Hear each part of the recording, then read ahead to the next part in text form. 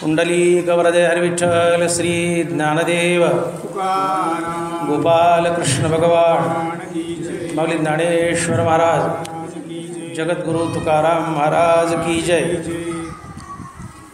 एरते दुर्मती जे बहुधा असे विकरती ते तर निरंतर रमती अविवेकीये। ग्रंथराज ज्ञानेश्वरी अध्याय क्रमांक 2।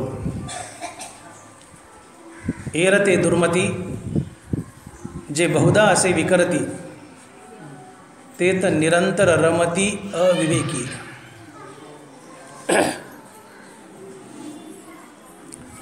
प्रत्येक मनुष्य यशासाठी झगडत असतो। काय बोललो मी? प्रत्येक मनुष्य यशासाठी झगडत असतो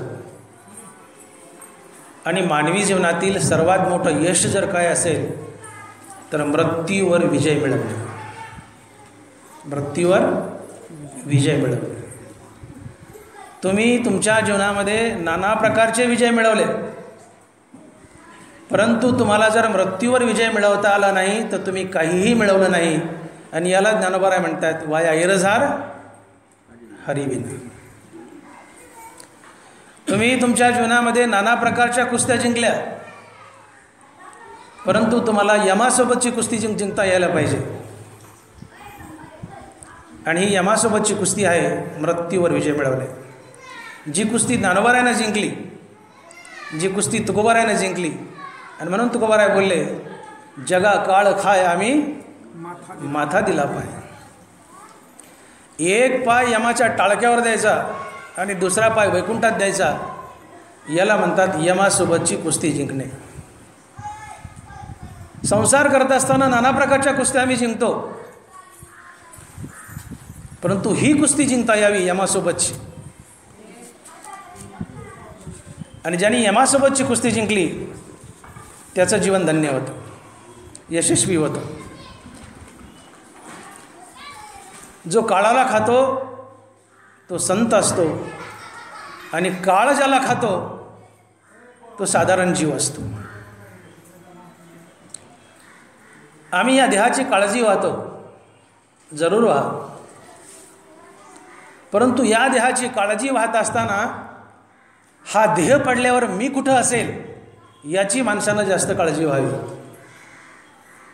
काय बोललो मी? आम्ही या देहाची काळजी वाहतो, जरूर व्हा, परंतु हा देह पडल्यानंतर मी कुठं असेल याची माणसानं जास्त काळजी व्हावी। आणि हा देह पडल्यावर मी कुठे असेल याची जो काळजी वाहतो तो खरा परमार्थिक असतो, तो खरा शहाणा असतो। हा देह पडल्यावर मी कुत्रा मांजर होईल, देह पडणे म्हणजे मरण आहे। हा देह पडल्यावर मी कुत्रा मांजर होईल, झाडझुडूप होईल, किडामुंगी होईल, स्वर्गात असेल, वैकुंठात असेल, मुक्त होईल का संत होईल, मी कुठं असेल? देह पडणार, पण हा देह पडल्यावर मी कुठं असेल याची जो निरंतर काळजी वाहतो तो खरा परमार्थिक असतो, तो खरा शहाणा असतो। आजपर्यंत आमची अनंत अपार जन्मे झाली, पुढे होतील। प्रत्येक जन्मात आम्ही मृत्यूचा घास बनलो, पुढेही बनू। माझं वाक्य पुन्हा ऐका। आजपर्यंत आमची अनंत अपार जन्मे झाली, प्रत्येक जन्मात आम्ही मृत्यूचा घास बनलो, पुढेही बनू। असा किती दिवस मृत्यूचा घास बनायचा हे ज्याचं त्यांनी ठरवायचं, ज्याचं त्यांनी ठरवायचं।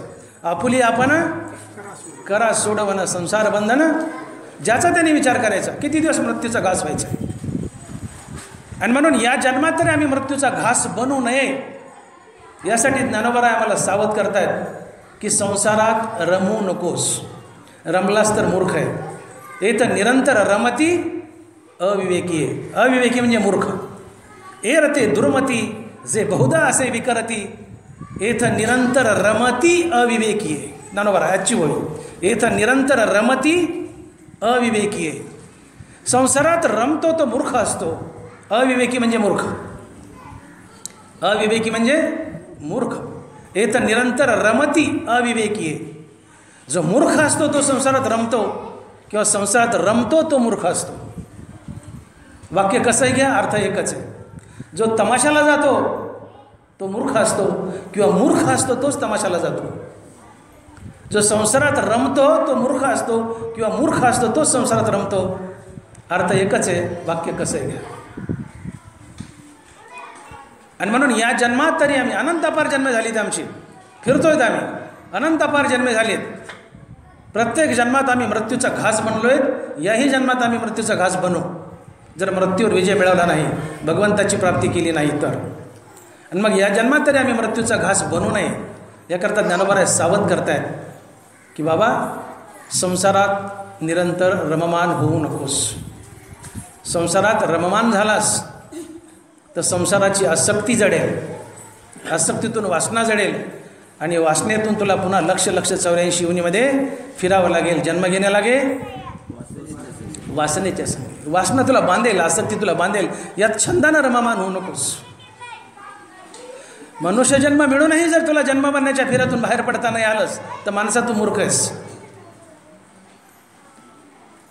मनुष्य जन्माचा उद्देशच आहे की पहा शरीराच्या गावा जया लागी आले पांडवा, तो कार्यार्थ आगावा सांडोनिया.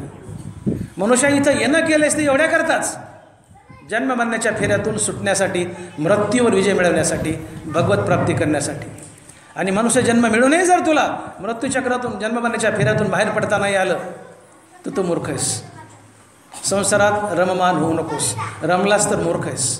का रमलास तर त्याची आसक्ती, संसाराची आसक्ती, आसक्तीतून वासना, वासनेतून पुन्हा पुन्हा लक्ष 84चा फेरा. मनुष्य जन्म मिळून नाही तुला मृत्यूवर विजय मिळवता आला नाही, भगवंताची प्राप्ती करता आली नाही, म्हणून तू माणसा मूर्ख आहेस. रमू नकोस. रमलास तर मूर्ख आहेस. हे तर निरंतर रमती अविवेकी आहे. ज्ञानोबारायानं 13व्या अध्यायात माणसाला मुसाफिर म्हटलं. आणि प्रजा जे झाली ते वस्ती की राली, का गौरवे बैसली रुखातळी. ज्ञानोबाराय 13वा अध्याय. आणि प्रजा जे झाली ते वस्ती कीर आली, का गौरवे बैसली रुखातळी. वस्ती कीर म्हणजे मुसाफिर. ज्ञानोबाराने आम जनतेकडे, माणसाकडे बोट केलंय. म्हणले माणसा, जगातील प्रत्येक माणूस मुसाफिर आहे. आणि प्रजा जे झाली ते वस्ती कीर आली. ही प्रजा, ही जनता, ही माणसं, तुम्ही आम्ही सगळे मुसाफिर आहेत, हे ज्ञानोबा बोलत आहेत. माणसा तू मुसाफिर आहेस. मुसाफिर एखाद्या गावात जर गेला ते कुठे राहतो? चावडीत. किती दिवस राहतो? 4 दिवस, 8 दिवस. 8 दिवसांना मुसाफिर चावडी सोडतो, गाव सोडतो. आवाजाला काय करू नका, तसंच आहे ना. हां, मुसाफिर कुठे राहतो? चावडीत. चावडी किती दिवसांना सोडतो? 4 दिवस, 8 दिवस. यात इको वगैरे काही लावू नका, पुन्हा असंच राहू द्या. इको लावू नका. का लावल्यात? हां, लावू नका, इको लावू नका. मुसाफिर चावडीत राहतो, काही करू नका, आवाज राहू द्या. मुसाफिर चावडीत राहतो. किती दिवस राहतो? 4 दिवस, 8 दिवस. 8 दिवसांना मुसाफिर चावडी सोडतो. आणि तोच मुसाफिर, समजा तुमच्या गावामध्ये चिखलकरी, तांबटकरी वगैरे वगैरे हे मुसाफिर आले आणि वर्षानुगंती इथंच राहिले चुंबळीमध्ये, तो मुसाफिर आहे का वतनदार आहे? तो वतनदार झाला. मुसाफिरानं रमू नये. 8 दिवसात गाव सोडावं तर तो मुसाफिर, अन्यथा मुसाफिर मूर्ख ठरेल. तो मुसाफिर कसला? मुसाफिरानं फिरत राहावं, 8-8 दिवसाला गाव सोडावं तर तो मुसाफिर. एक साधू एकदा एका राजाकडे गेला आणि राजाला म्हणाला की हे राजे साहेब, या जगातील प्रत्येक माणूस मुसाफिर आहे आणि राजा तू सुद्धा मुसाफिरच आहेस. राजाला राग आला. म्हणजे साधू महाराज काय बोलता? मी एवढा चक्रवर्ती सम्राट आणि मला मुसाफिर म्हणता? तुमच्या जिभेला काय हाड? महाराज झाले म्हणून काही बोलाव का? महाराज झाले म्हणून काही बोलाव का? महाराज तुमच्या जिभेला काय हाड? हां? साधू म्हणतो हो राजेसाहेब, सगळं जग मुसाफिर आहे आणि राजा तू सुद्धा मुसाफिरच आहेस. राजा म्हणतो कसं का? म्हणले राजेसाहेब मला हे सांगा, तुम्ही कुठे राहता? म्हणले राजवाड्यात. मुसाफिर कुठं राहतो? म्हणले चावडीत. किती दिवसांनी चावडी सोडतो? म्हणले 8 दिवसांनी. मुसाफिर कुठं राहतो म्हणले? राजा म्हणतो चावडीत. किती दिवसांनी चावडी सोडतो? म्हणले 8 दिवसांनी. राजेसाहेब तुम्ही कुठे राहता? म्हणले राजवाड्यात. किती दिवस राहाल? म्हणले 100 वर्ष, 90 वर्ष, 80 वर्ष. मग साधू म्हणते राजा, अरे 8 दिवसानं सोडलं काय, 80 वर्षानं सोडलं काय? ज्याला हे जग कधी ना कधी सोडावंच लागतं तो मुसाफिरच असतो. राजा तूही मुसाफिरच आहेस. आणि प्रजा जे झाली ते वस्ती की राहिली, का गोरुवे बैसली रुखातळी. जगातील प्रत्येक माणूस मुसाफिर आहे. ज्ञानोबा बोलतायत माणसा तू मुसाफिर आहेस. मुसाफिरानं 8 दिवसात गाव सोडावं आणि गाव न सोडता मुसाफिर जर त्या गावात रमला तर तो मूर्ख आहे. तो मुसाफिर नाही, तो मूर्ख आहे. मुसाफिरानं 8 दिवसात गाव सोडावं तर तो मुसाफिर. माणसा तूही मुसाफिर आहेस, तूही मुसाफिर आहेस. मग तू रमतोस का? तू का रमतो? तुलाही जग सोडायचं आहे. मुसाफिरला चावडी सोडायची, गाव सोडायचं आहे. मग तूही मुसाफिर आहे, तुलाही जग सोडायचं आहे. फरक 8 दिवसाचा आणि 80 वर्षाचा आहे. तू 8 दिवसात सोडेल, तू 80 वर्षाला सोडशील. सोडणं जरुरी आहे. तुला मुसाफिर म्हटले माणसा ज्ञानोबराने, तर तुलाही जग कधी ना कधी सोडायचं आहे. संसारात रममान होऊ नकोस. आणि झालास तर तू मूर्ख आहेस. का? संसाराची आसक्ती जडेल. वासनेत बदलेल्या वासना पुन्हा पुन्हा जन्ममृत्यूच्या फेऱ्यात बांधेल. आणि मनुष्य जन्म मिळूनही तुला जर मृत्यूवर विजय मिळवता आला नाही तर तू मूर्ख ठरशील. हे तर निरंतर रमती अविवेकी. रमतात ते मूर्ख असतात. जन्ममरणाच्या फेऱ्यात बांधले जातात. जे रमत नाहीत ते शहाणे असतात. यातून सुटतात. माणसा रमू नको. संसारात रममान होऊ नका. छंदानं संसारात रममान होऊ नका. ज्ञानोबराय माणसाला मुसाफिर म्हणतात. तुकोबाराय माणसाला पाहुणा म्हणतात. 2 दिवसाचा पाहुणा चालतो उताना. का रे नारायणा न भजसी? तुकोबाराय तुझं का उतानं झालं म्हणले रे बाबा. आम्हाला म्हणतात तुकोबाराय तुझं का उतानं झाले? 2 दिवसाचा पाहुणा चालतो उताना. कशाने उतानं झालं म्हणले तुझं? तू 2 दिवसाचा पाहुणा आहेस हे विसरू नको. तू मुसाफिर आहेस, तू पाहुणा आहेस. पाहुण्यानं यजमानाच्या घरी गेल्यावर रमू नये. पाहुणा 2 दिवसाचा असतो. लेकरं दापा आणि लांब घेऊन जा. लेकरं हे अडथळे टाळा. पाहुणा 2 दिवसाचा असतो. लेकरू रडत असेल तर उठून जा मावशी थोडा वेळ. पाहुणा 2 दिवसाचा असतो. पाहुण्याने यजमानाच्या घरी रममान होऊ नये. पाहुणा 2 दिवसाचा. पाहुण्यासोबत गप्पा मारायला किती दिवस बरं वाटतं? 1 दिवस, 1 रात्र, लय झालं 2 रात्र. पाहुणा 3ऱ्या दिवशी बी थांबला तर पाहुणा ब्याद वाटतो. हळूच नवरा बायको म्हणतात ही ब्याद केव्हा जाती? 2 दिवस झाले तरी जाय ना. आता 3रा दिवस उजाडला तरी जाय ना. 3रा दिवस उघडला की पाहुणा ब्याद वाटतो. पाहुण्याने यजमानाच्या घरी रममान होऊ नये. रमला तर पाहुणा मूर्ख आहे.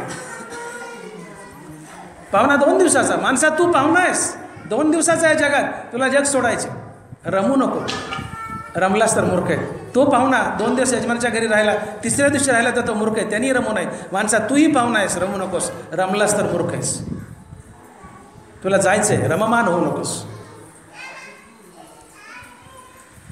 सप्ताहाच्या निमित्तानं लेकीबाळी नवीन लग्न झालेलं असतंय आणि बऱ्याचशा नवीन लग्न झालेल्या मुलीच्या आईवडील सप्ताहाला येतात.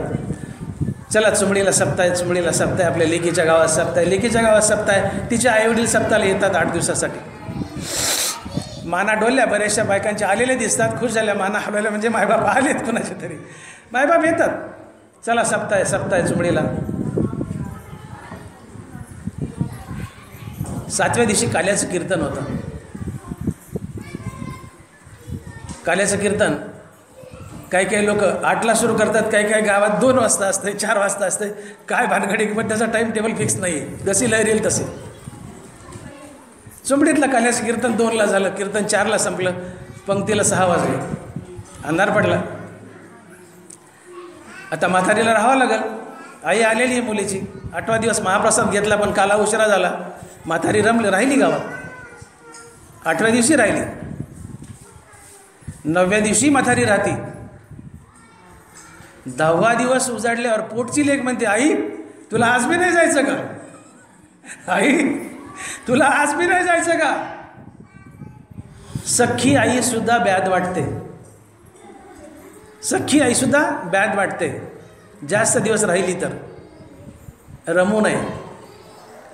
लेक जावई, त्याच्या घरी सासू आली, आई आली, ती पाहुणी आहे, तू पाहुणी आहेस, रमू नकोस. पाहुणा 2 दिवसाचा, रमू नका. पाहुणा जर 2 दिवसापेक्षा जास्त रमला तर ती ब्याद वाटते. ज्ञानोबरांनी मुसाफिर म्हटलंय, तुकोबारांनी पाहुणा म्हटलंय. आणि मुसाफिराने आणि पाहुण्याने रमायचं नसते, 2 दिवस राहायचं आणि निघून जायचं असते. माणसानं रमू नका, रमलात तर मूर्ख आहेत, पुन्हा पुन्हा जन्मावरच्या फेऱ्यात बांधल्या जाल. इथं निरंतर रमती अविवेकी, रमू नका. म्हणून विचार करा, मी कोण आहे, कुठून आलोय, का आलोय, मला कुठं जायचं आहे, माझा कायमचा पत्ता काय आहे, याचा माणसाने विचार करावा. आज मी तुमच्यासमोर डॉक्टर भागवत मोठे प्रवचन करतोय. मी काय बोललो, मी कोण आहे, मी कुठून आलोय, मला कुठं जायचं आहे, मी कशा करता आलोय, माझा कायमचा पत्ता काय, माझा कायमचा पत्ता काय, हे आम्हाला शोधायचं. किती दिवस मुसाफिरी करायची, किती दिवस मुसाफिरानं गाव बदलत राहून फिरत राहू. आम्ही मुसाफिर आहेत, मान्य, पण आम्हालाही कायमचा एखादा मुक्काम देवाने दिला असेल, तो आमचा कायमचा मुक्काम काय आहे, तो आमचा कायमचा पत्ता काय आहे, एवढं शोधण्यासाठीच मनुष्य जन्म आहे. याचा दुसरा काहीच उद्देश नाही. पाय पा शराच्या गावा जया लागे आले पांडवा, तो कार्यार्थ अगवा सांडोनिया. बरोबर आहे, एवढ्यासाठी जन्म झालंय. आमचा कायमचा पत्ता काय आहे, कायमचं घर काय आहे, निरंजनी आम्ही हो बांधिले, आम्हाला पत्ता शोधायचा आहे. एवढ्याकरता आम्ही आलोय, बाकी येण्याचं दुसरं काही कारण नाही. तुम्ही जर मला म्हणाले की डॉक्टर मोठे साहेब, तुमचा कायमचा पत्ता आम्हाला सांगा, आम्हाला डोळे तपासायला यायचे, माझं बीडला दवाखाना आहे डोळ्याचा, आम्हाला डोळे तपासायला यायचे. मी जर तुम्हाला म्हटलं की डॉक्टर भागवत मोठे नेत्रतज्ञ, आदर्शनगर, DP रोड, बीड, हा मी माझा पत्ता तुम्हाला लिहून दिला आणि हाच पत्ता आहे माझा बीडचा पत्ता हाच आहे, कायमचा पत्ता आहे बीडचा. डॉक्टर भागवत मोठे नेत्रतज्ञ, आदर्शनगर, DP रोड, बीड, हा माझा कायमचा पत्ता आहे. पण किती दिवस, माझं आता 59 वर्ष वय आहे, 60 चालू आहे, 59 झाले, अजून 41 वर्ष, 59 आणि 41 100. ते पांडुरंगानं दिलं तर, ते पांडुरंगानं दिलं तर 41 वर्षानं मी 100 गाठेल. आणि 41 वर्षांनी तुम्हाला जर वाटलं की डॉक्टर मोठेनं पत्र पाठवायचं आहे आणि या पत्त्यावर पत्र पाठवलं तर मला पत्र मिळेल का, माझ्या लेकरा बाळाला मिळेल, पण मला पत्र मिळेल का? मग डॉक्टर भागवत मोठे नेत्रतज्ञ, आदर्शनगर, DP रोड, बीड, हा माझा कायमचा पत्ता ठरतो का? हा माझा कायमचा पत्ता आहे का? मग काय आमचा कायमचा पत्ता? जीवनाचा प्रवास चालू आहे, पण कोणत्या स्टेशनवर उतरायचं हे आम्हाला माहीत नाही. एक माणूस STनं प्रवास करतोय, गाडीत बसलाय, 500ची नोट काढली आणि कंडक्टरच्या हातात दिली. म्हणले साहेब तिकीट द्या. कंडक्टर म्हटलं कोणत्या गावचं? प्रवासी म्हणतो माहीत नाही. सगळी गाडी हसू लागली, सगळे लोक हसू लागले. अरे मामा कुठल्या गावचं तिकीट देऊ? म्हणले माहीत नाही. कुठं उतरायचं आहे? माहीत नाही. प्रवास तर चालू आहे, STत प्रवास चालू आहे, पण कोणत्या स्टेशनवर उतरायचं त्या प्रवाशाला माहीत नाही. आमच्याही जीवनाचा प्रवास चालू आहे, पण कोणत्या स्टेशनवर उतरायचं आम्हाला माहीत नाही. हे आमचं शेवटचं स्टेशन काय आहे एवढं माहीत करून घेण्यासाठीच मनुष्य जन्म आहे. एवढं माहीत करून घेण्यासाठी, एवढ्याकरता इथं येणं झालं की आमचा शेवटचा मुक्काम काय, शेवटचं स्टेशन काय, कुठं उतरायचं, कोणत्या पत्त्यावर उतरायचं, काय पत्ता आहे आमचा. विवेकानंदाचे श्रीगुरू रामकृष्ण परमहंस यांच्या चरित्रात एक किस्सा येतो. कलकत्त्यामध्ये राहत होते, पश्चिम बंगाल. तुळजापूरची भवानी माता दररोज रामकृष्ण परमहंसाच्या ताटात जेवायची, दररोज. या तुळजाभवानीला तिथे काली म्हणतात, जय काली, मा काली. ही काली दुर्गा अर्थात तुळजाभवानी दररोज रामकृष्ण परमहंसाच्या ताटात जेवायची.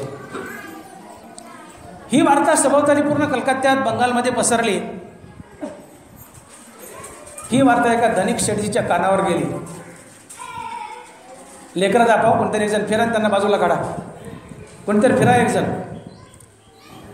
ही बातमी एका धनिक शेठजीच्या कानावर गेली आणि शेठजी परमहंसाकडे गेले आणि म्हणाले, महाराज, माझ्या कानावर असं आलं आहे की भवानी माता दररोज मूर्तीतून बाहेर येते आणि तुमच्या ताटात जेवते. खरं आहे का? म्हटले खरं. परमहंस म्हणाले खरं आहे. म्हटले मग महाराज असं करा ना, एक दिवस माझ्या घरी जेवायला पाठवा ना. म्हटले पाठवतो, त्यात काय अवघड आहे, तू म्हणशील त्या दिवशी पाठवतो, पण तुझा पत्ता सांग, तुझा पत्ता सांग. म्हणले तो मला सुभाष रोड माळीवेस बीड, सुभाष रोड माळीवेस बीड. अरे म्हणले हा तुझ्या घरचा पत्ता आहे, तुझा पत्ता सांग. म्हणले Shri oil mill MIDC Beed. अरे म्हणले हा कारखान्याचा पत्ता आहे, तुझा पत्ता सांग. शेठजी म्हणतो आता माझा पत्ता कटला, मला याच्यापुढं माझा पत्ता माहीत नाही.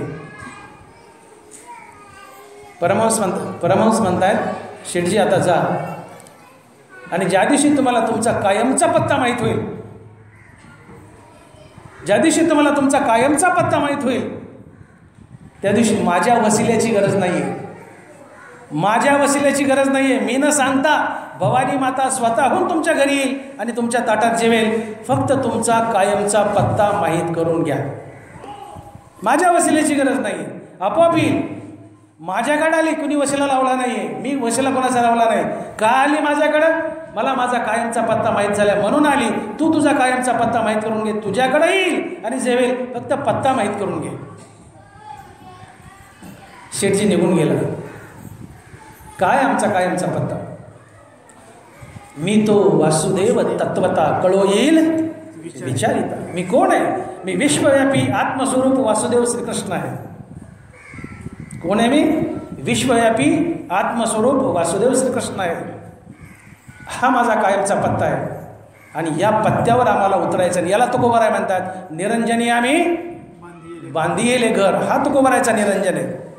निरंजनी आम्ही बांधिले घर, तुकोबाराला जे सांगायचं आहे हे विश्वव्यापी आत्मस्वरूप वासुदेव श्रीकृष्ण, हा पत्ता म्हणजे निरंजनी आम्ही बांधिले घर. या पत्त्यावर आम्हाला जायचं आहे, हा पत्ता आम्हाला शोधायचा. आणि एवढ्यासाठी मनुष्य जन्म आहे. सगळ्या योनी भोगासाठी आहेत, फक्त मनुष्य योनी त्यागासाठी आहेत आणि आत्मस्वरूपाचा पत्ता शोधण्यासाठी. सगळ्या योनीमध्ये मजा आजा आहे आणि मनुष्य जन्मात येऊन मजा आजा केली तर चुकलं. तुम्हाला तुमच्या आयुष्याची एक विशिष्ट मर्यादा दिली, तुम्हाला तुमच्या आयुष्याची एक विशिष्ट मर्यादा दिली आहे. हा कालावधी भजनात घालायचा का भोगात घालायचा हे ज्याचं त्यांनी ठरवायचं. भजनात घालायचा का भोगात घालायचा ज्याचे त्यांनी ठरवायचं. ज्यांनी भजनात घातलाय त्याला कायमचा पत्ता सापडतो, आत्मस्वरूप विश्वव्यापी श्रीकृष्ण. आणि ज्यांनी भोगात घातलाय त्यालाही पत्ता सापडतो, परंतु तो पत्ता आहे स्मशान. दोघांनाही पत्ते सापडतात. या जीवनामध्ये आमचे दोनच पत्ते आहेत, एक तर विश्वव्यापी आत्मस्वरूप वासुदेव श्रीकृष्ण किंवा स्मशान. कोणत्या पत्त्यावर उतरायचं ज्याचं त्याने ठरवायचं, आत्मस्वरूपाच्या का स्मशानाच्या. हे दोन कायमचे पत्ते आहेत. कुठं उतरायचं ज्याचं त्याने ठरवायचं. आणि म्हणून त्यांना बरोबर बोलले आपुली आपण, आपुली आपण. तिथं चौकडं वसेला चालतो, इथं वसेला चालत नाही. आपुली आपण करा सोडवणं संसार बंधनं तोडावे. कोणत्या पत्त्यावर उतरायचं हे ज्याचं त्यांनी ठरवायचं. आत्मस्वरूपाच्या पत्त्यावर जर आम्हाला उतरता आलं नाही तर आमचा पत्ता ठरतो स्मशान. आणि म्हणून सावता महाराज म्हणाले, समयासी सादर व्हावे, शेवटी एकटेची जाऊनी स्मशानी राहावे. एकटेची हा शब्द फार महत्त्वाचा आहे. असं नाही म्हणले सावता महाराज समयासी सादर व्हावे आणि बायकोसहित जाऊन स्मशानी राहावे, पोरासहित जाऊन स्मशानी राहावे, असं नाही. एकटेची जाऊनी स्मशानी राहावे. एकट्याला जायचंय, एकट्याला जायचं. नवऱ्याची अंत्ययात्रा निघाली आहे, बायको उमऱ्यापर्यंत. आपल्या मराठमोळ्यात बायका स्मशानात जातात, पण शास्त्रात ते वर्ज्य आहे. बायकांनी स्मशानात जाऊ नये, शास्त्र आहे. आपल्यात जातात मराठमोळ्यात, पण जाऊ नये. बाई उमऱ्यापर्यंत, बायको उमऱ्यापर्यंत दरवाजात थांबली, तिथूनच टाटा, भेटू पुढच्या जन्मात. ते वडाला पुजलं असलं तर 7 वेळा, भेटू पुढच्या जन्मात. वड पुजलं असलं तर 7 जन्म लागतात ना वडाला पुजलं तर. भेटू पुढच्या जन्मात, तिथूनच टाटा करते. भले रडत असेल, दुःखी आहे, रडत असेल, पण तिथूनच बाय बाय. या बायको उमऱ्यापर्यंत, या बायको उमऱ्यापर्यंत, मुलं बाळं स्मशानापर्यंत, नातेवाईक स्मशानापर्यंत. हा देह, जो देह मरतो आपला, तो चितेपर्यंत. देहही चितेत जळून संपतो, देहही आमचा नाही. म्हणून ज्ञानोबा बोलले, एरवी तरी अर्जुना या शरीरापराधीना का नाना भोगरचना मिळविती. हा देह पराधीन आहे, कुणीतरी आईच्या उदरात बनवला आणि आम्हाला बहाल केलाय, तोही आमचा नाही आहे. याच्यावर काळाची सत्ता. देह काळाचे, धन कुबेराचे, इथं मनुष्याचे काय आहे. निमित्ताचा धनी केला असे प्राणी माझे माझे म्हणून व्यर्थ गेला. हा निमित्ताचा धनी, आम्ही वॉचमन आहोत, आमच्या संपत्तीचे वॉचमन आहोत. बाप मेला पोरगा वॉचमन म्हणून येतं, पोरगा मेला नातू वॉचमन म्हणून येतो. वॉचमन बदलतात, संपत्ती तशीच राहते, कारण ती देवाची आहे. सर्वत्र वैभव ईश्वराचे, अनुमात्र नाही बा जीवाचे. उघडेची यावे, उघडेची जावे. निमित्ताचा केला धनी, निमित्ताचा केला धनी. आम्ही निमित्ताचे धनी आहेत, वॉचमन आहोत. काही दिवस वॉचमन की करायची गाठी घेऊन. बाप मेला पोरगा वॉचमन म्हणून, पोरगा मेला नातू वॉचमन म्हणून. पिढ्याने पिढ्या वॉचमन बदलतात, संपत्ती जाग्यावर राहते, कारण ती देवाची. हो, नातू बाप मसना गेला, देह चिते जळून नाहीसा होतो. देहही आमचा नाही. हिरवी तरी अर्जुना या शरीरा पराधीना का नाना भोगरचना मिळवावी. शरीरही आमचं नाही. शरीर चिते जळताने नाहीसं होतं आणि पुढच्या प्रवासाला निघतो तो एकटा जीव. हे शरीरही संपलं आमचं. ज्या शरीराला आम्ही आमचं आमचं आमचं म्हणतो, ते आमचं नाही, ते चितेत जळून जातं. खाली उरतो एकटा जीव, आणि एकटा जीव पुढच्या प्रवासाला निघतो आणि त्याची संगती करतो आत्मा, म्हणून तो जीवात्मा आहे. मग मला सांगा, ज्यांना तुम्ही आपलं आपलं आपलं आपलं म्हणता, ज्याची तुझं गुंती ते मोकलती तुझं अंती. यमाची हाती बांधून या देती, भूषणेही घेती काढून ये. ज्याच्यात तुमचं गुंतलंय मन, महाराज म्हणले बाबा हो, शोधू शोधू शोधू शोधू शोधू शोधू अंगावरचं सोनं काढून घेतात रे म्हणले. ज्यांच्यासाठी आयुष्यभर जगलाय, ज्यांच्यासाठी आयुष्यभर खस्ता खाल्ल्या, गुंजभर सोनं तुझ्या अंगावर येऊ देत नाहीत, शोधू शोधू काढतात. भूषणेही घेती काढून या, सगळे अलंकार काढून घेतात आणि आयुष्यभर त्यांच्यासाठी रखडलायस. बायको उमऱ्यापासून, मुलं बाळं नातेवाईक स्मशानापर्यंत, देह चितेपर्यंत, पुढे एकटा जीव आणि त्याला संगती केली आत्म्याने. सगळ्यांनी सोडलं, फक्त एकाने सोडलं नाही, तो आहे आत्मा. तो आहे आत्मा ज्याने आमची कायमची संगती केली, कायमची साथ दिली. मग आमचा खरा मित्र जर कोण असेल तर तो आहे आत्मा, जो आम्हाला कधीच सोडत नाही. तो आमचा खरा मित्र. बायकोनी सोडलं, लेकरांनी सोडलं, देहाने सोडलं, नातेवाईकांनी सोडलं, सगळ्यांनी सोडलं, न सोडणारा एकच आहे, ज्याने कायमची संगती केली. जीवाबरोबर आत्मा गेला, आत्म्याने कायमची संगती केली, कधीच सोडलं नाही. जो आम्हाला कधीच सोडत नाही, तो आमचा खरा मित्र, बायका मुलं नाही. आणि म्हणून ज्ञानोबा बोलले की जगात प्रेमाचा विषय जर काय असेल तर तो आहे फक्त आत्मा. ज्ञानोबा बोलले, निरुपचारा प्रेमा विषय होय जो विरोत्तमा, दुजे नव्हे की आत्मा ऐसेची जाणावे. ज्ञानोबा, निरुपचारा प्रेमा विषय होय जो विरोत्तमा, दुजे नव्हे की आत्मा ऐसेची जाणावे. या जगात प्रेमाचा एक आणि एकच विषय आहे आणि तो आहे आत्मा. आणि तो आत्मा पंढरपुरात उभा आहे आणि त्याचं नाव आहे पांडुरंग. आणि म्हणून प्रेमच करायचं असेल तर पांडुरंगावर करा, बायका पोरावर नाही. बायको उमऱ्यापासून गेली, पोरं स्मशानातून गेले, देह चितेतून गेला. कुणी संगती केली का? संगती कुणी केली? आत्म्याने. जो आम्हाला कधीच सोडत नाही तो आमचा असतो. बाकी सगळ्यांनी सोडलं, आत्म्याने सोडला नाही. जो कधीच सोडत नाही तो आमचा, आणि न सोडणारा तो आत्मा आहे. आणि म्हणून ज्यांनी कधीच सोडलं नाही आणि सोडत नाही तो आमचा आहे. त्याच्यावर प्रेम करा. जे सोडत आहेत त्यांच्यावर काय प्रेम करतात? ते पहिले आमच्या नव्हते ना, आता नाही. जवळवरी चाले धंदा तव बहीण म्हणे दादा, नाही तर दादाच्या टिंब टिंब. जवळवरी चाले धंदा. हां, पुत्रबंधू कांता संपत्तीचे. हां, कुठपर्यंत आहे ते? बोले नाथ महाराज, पुत्रबंधू कांता संपत्तीचे. हो, पुत्रबंधू कांता संपत्तीचे. तुम्ही कॅशियर आहे, आणि जोपर्यंत तुम्ही कॅश पुरवता घरच्या लोकांना तोपर्यंत सगळे गोड असतात. संसारात आपल्या घरात आम्ही कॅशियर आहेत, कुटुंब प्रमुख म्हणून. बाबा मला 500 रुपये पाहिजेत, बाबांनी दिलेच 500 रुपयाची कॅश. बायको म्हणते मला 5000 पाहिजे साडीला, साहेबांनी दिलेच 5000. कोण झालो आम्ही? कॅशियर. कॅशियर, घरातले कॅशियर आहेत. जोपर्यंत कॅश पुरवता तो पण बायको नाचत असते, भोवताली पोरं नाचत असतात, सगळे गोंडा बोलतात. आणि दुर्दैवानं गरिबी आली आणि तुमच्यापाशी रुपये नाही द्यायला, तीच बायको कडाकडा बोटं म्हणते, या भदग्यापाशी काय, उगाच लग्न केलं, नशीब फुटलं, वाटोळं झालं, बहीण शिवाय देत जाती, याच्याने सिंदूक मिळाला, उगाच आले याच्या माहेराला, याच्या गावी.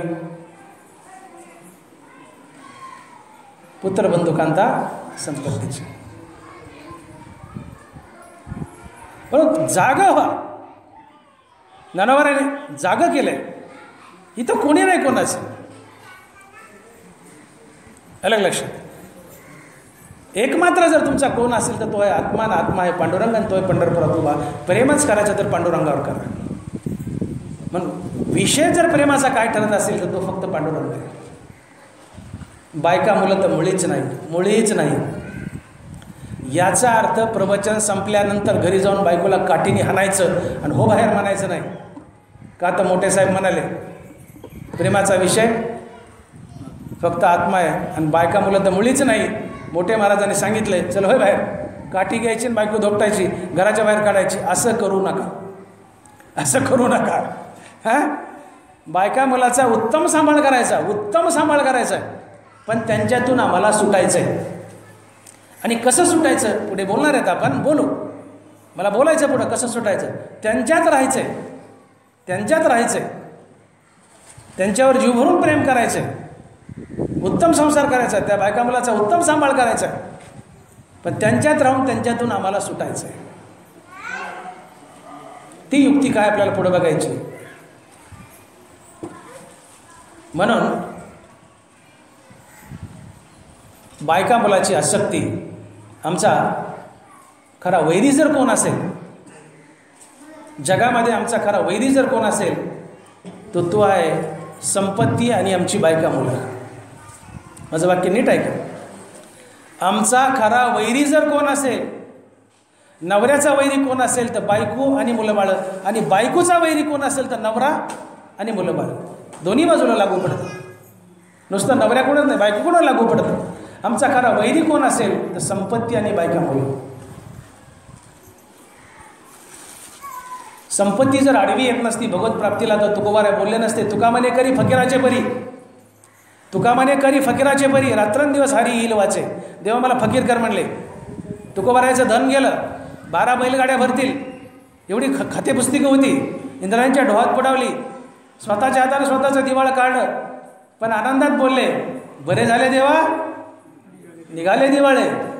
देवा बरं झालं का, ही संपत्ती आजपर्यंत तुझ्या प्राप्तीला आडवी येत होती, आता ती गेली.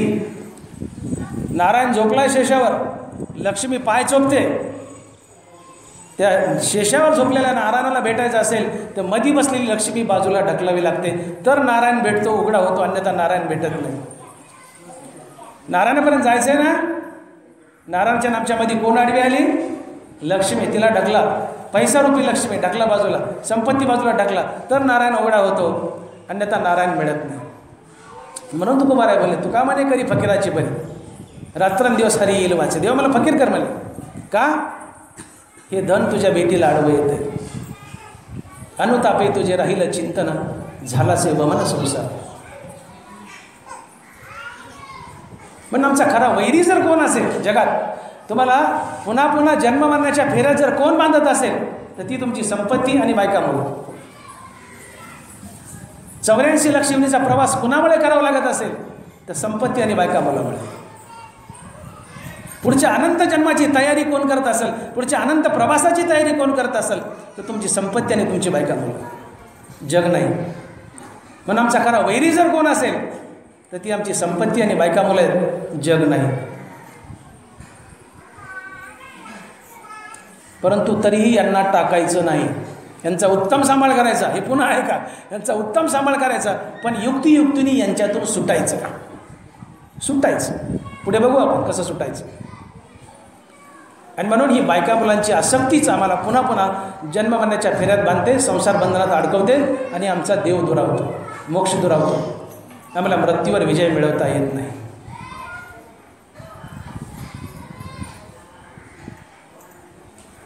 तुकोबराचा एक अभंग आहे, माकडे मुठी धरिले फुटाने.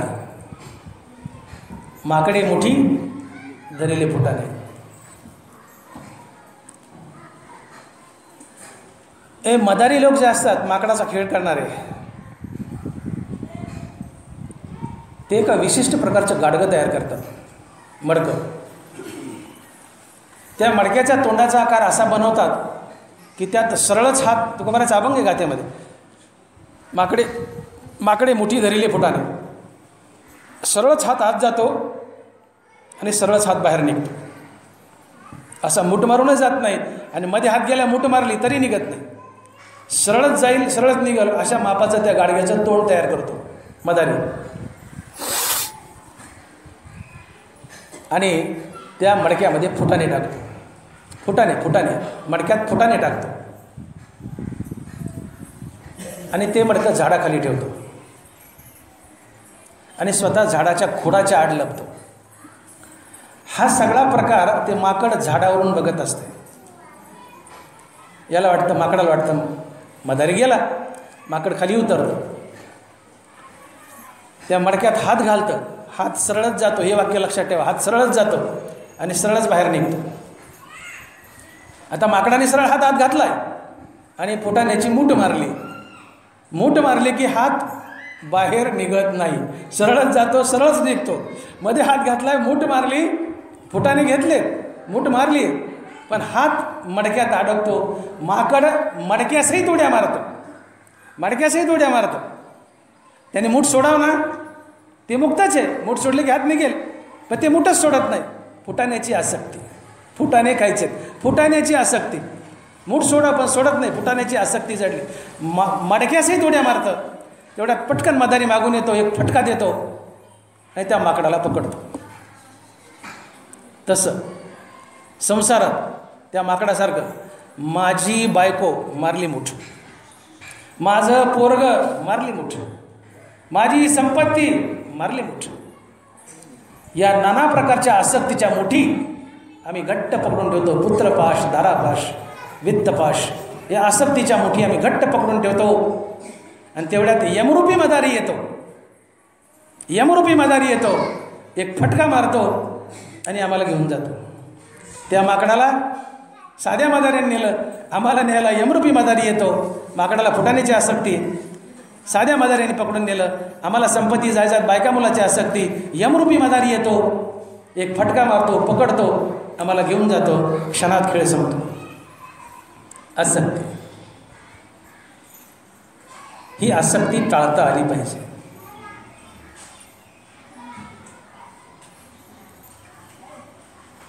मला सांगा, जगात आपल्या संततीवर सगळ्यात जास्त प्रेम करणारा प्राणी कोणता आहे? सगळ्यात जास्त. अवलाद सगळ्यालाच आहे, माणसाला आहे, जनावराला आहे, सगळ्याला आहे. पण आपल्या संततीवर, आपल्या अवलादीवर सगळ्यात जास्त प्रेम करणारी वस्तू किंवा प्राणी कोणती? ज्ञानोबा ज्ञानेश्वरीमध्ये म्हणतात गाय. वत्सावरुणी धेनूचे स्नेह राना नवचे. आई आपल्या लेकरावर जेवढं प्रेम करते त्याच्यापेक्षा कितीतरी अनंत पटीने गाय आपल्या वासरावर प्रेम करते. वत्सावरुणी धेनूचे स्नेह राना नवचे. ज्ञानोबा बाई आपल्या लेकरावर जेवढं प्रेम करते त्याच्यापेक्षा कितीतरी अनंत पटीने गाय आपल्या वासरावर प्रेम करते. प्रसंग असा आहे, बाईचं लेकरू आणि गाईचं वासरू एका कोठ्यात बंद आहे. गोठ्याला कुलूप आहे. गाय आणि बाई दारात उभे आहेत आणि गोठ्याला आग लागली आहे. काय प्रसंग आहे? बाईचं लेकरू आणि गाईचं वासरू गोठ्यात बंद आहे. बाई आणि गाय दारात उभे आहेत. गोठ्याला कुलूप आहे आणि गोठ्याला आग लागली. गोठा म्हणजे कोठा, आणि गोठ्याला आग लागली आहे. बाई नुसती बोंबलल, ठोठा बोंबलल, माझ्या लेकराला वाचवा, माझ्या लेकराला वाचवा, माझ्या लेकराला वाचवा. अगं शिरकीमध्ये दुसऱ्याला कोणाला घालती मध्ये, माझ्या लेकराला वाचवा, नुसती थायताय नाचल. बाई माझ्या लेकराला वाचा, माझ्या लेकराला वाचा, मामा या म्हणजे मामाने जावा जाळात नाही, असंच राहावं. ही आईचं प्रेम बघा, फुसकं प्रेम आहे. ज्ञानोबाने नाव ठेवलं आपल्या आईला. माझ्या लेकराला वाचवा, माझ्या लेकराला वाचवा, नुसती ओरडे, स्वतः जाळात शिरायची नाही. गाय तसं करणार नाही. गाय धडक देऊन दार मोडेल, मध्ये जाईल, शिंगानं वासराचा दोर तोडेल आणि अलगद वासराला बाहेर घेऊन येईल. आणि म्हणून ज्ञानोबा बोलतात की जगात आपल्या अवलादीवर सगळ्यात जास्त प्रेम करणारी कोणती वस्तू किंवा प्राणी असेल तर ती आहे गाय.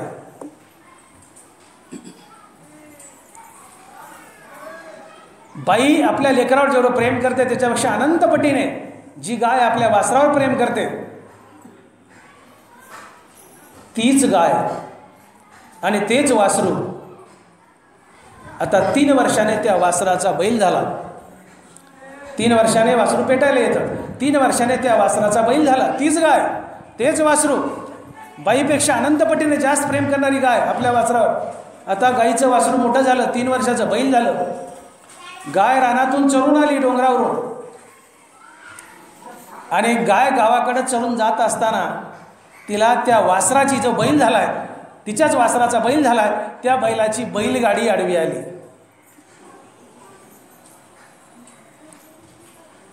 गाय त्या वासराला किंवा बैलाला एवढी सुद्धा ओळख दाखवत नाही की एकेकाळी मी तुझी आई होते. गाय बाजूने निघून जाती, बैलगाडी बाजूने निघून जाती. जगात सगळ्यात जास्त आपल्या अवलादीवर प्रेम करणारी गाय, पण हळूहळू आपल्या वासराची आसक्ती कमी करते. पक्षी आपल्या पिलाची आसक्ती कमी करतात. बघा ना, बाई जेवढी आपल्या लेकरावर प्रेम करते त्यापेक्षा अनंत पटीने प्रेम करणारी गाय.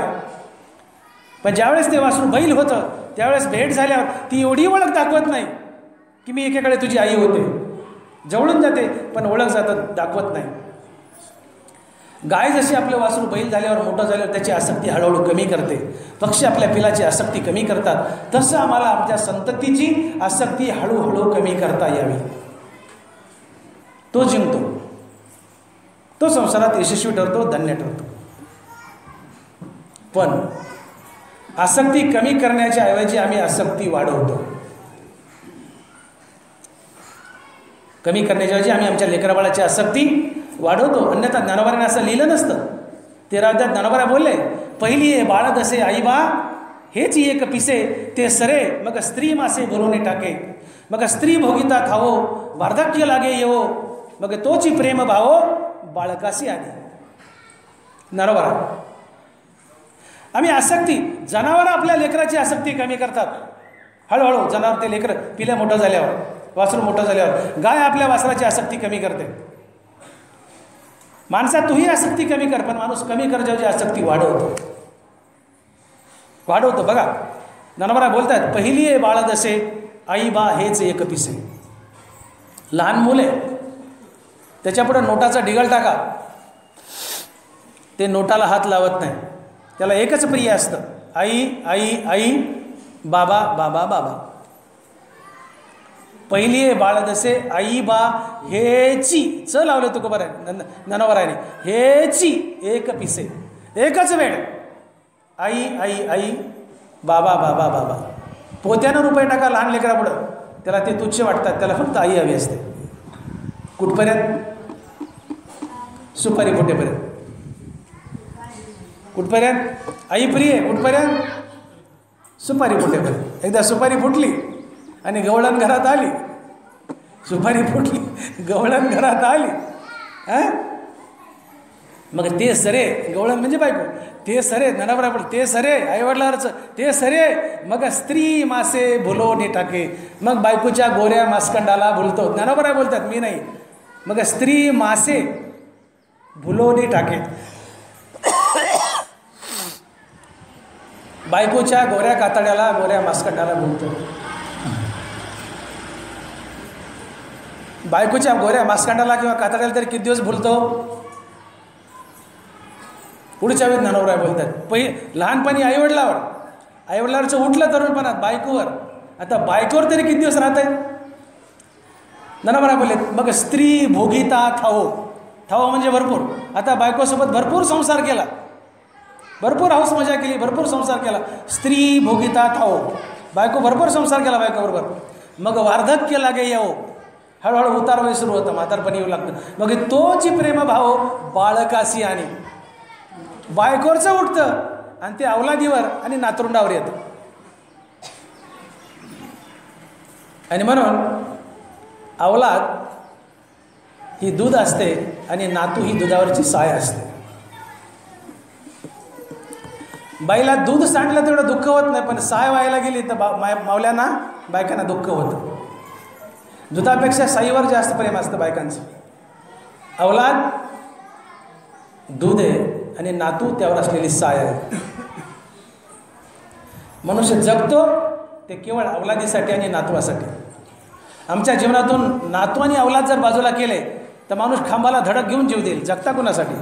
मनुष्य जगतो ते केवळ अवलाद आणि नातवासाठी. पण हाच नातू तुम्हाला पुन्हा पुन्हा मसनवटात घालतो. ये मृत्युलोकीचे उपराटे हा कटकटा उभटे ननवरा. तुम्हाला 84 लक्ष योनीमध्ये बांधत कोण असेल तर नातवांची आणि अवलादीची आसक्ती.